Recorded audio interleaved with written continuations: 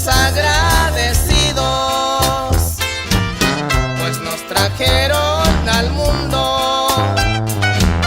Con mucho orgullo lo digo, hemos pasado momentos amargos y sin sabores. Unos han sido alegría y otros han sido dolores.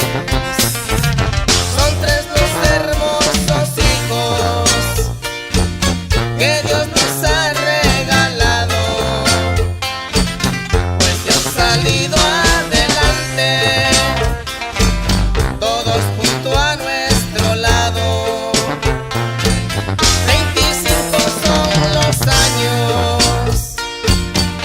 años que hemos pasado, juntitos como yuntita, cuando jalan el arado.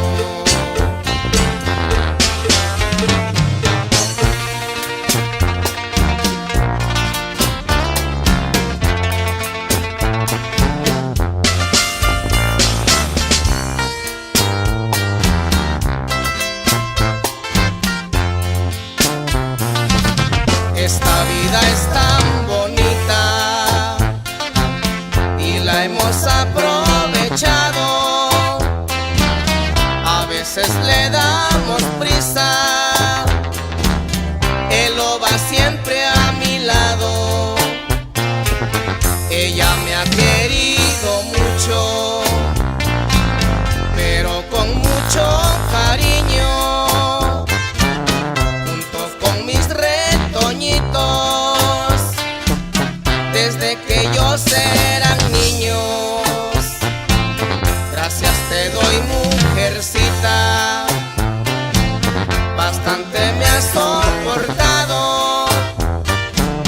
A veces te trato mal y así tú me has aguantado.